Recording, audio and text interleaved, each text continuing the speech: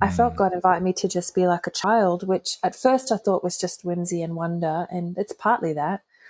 But in the very beginning, so I decided like, okay, I'm going to listen to these unspoken instincts in me, these prompts that I used to trust when I was a child, and just say yes to them. If they're not illegal or dangerous or harmful to anybody, I'm just going to say yes to every time those instincts emerge. And one of them at the very beginning of the sabbatical was just to lie in the grass on the top of this beautiful hill on the first warm morning of the spring.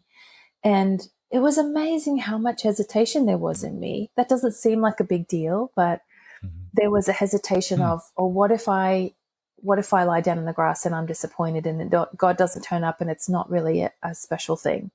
And also, like, what if somebody sees me and they think I'm stupid and I'm supposed to be a lead pastor, and will I lose respect in people's eyes? And so suddenly I realized, like, wow, lying in the grass really is not a big deal, but setting aside control of the experience. Like, I couldn't control if it was going to be a meaningful God moment or not.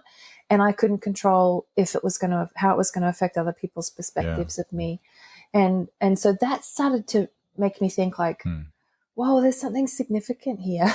And thankfully I pressed past those hesitations and lay in the grass. And it was just a moment of being in God's presence for the pure sake of it. And I didn't have any major insight that I could put in words, but it was such a sense of, I just lay there and asked the Lord, did you know I would lie on this hill when you made this hill? When you birthed that cloud, did you know I'd be here looking up at it? And such a beautiful moment that I didn't control and I didn't make of my own.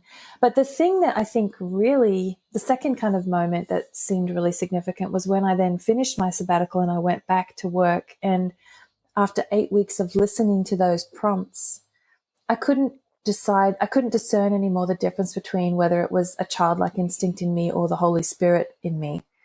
And now, as I was going back to work, it was prompting me to do kind of more serious, scary things, like invite the whole congregation to pray for this woman to be healed, even though it's so hard to imagine how she could be healed, and even though we've never prayed like that before.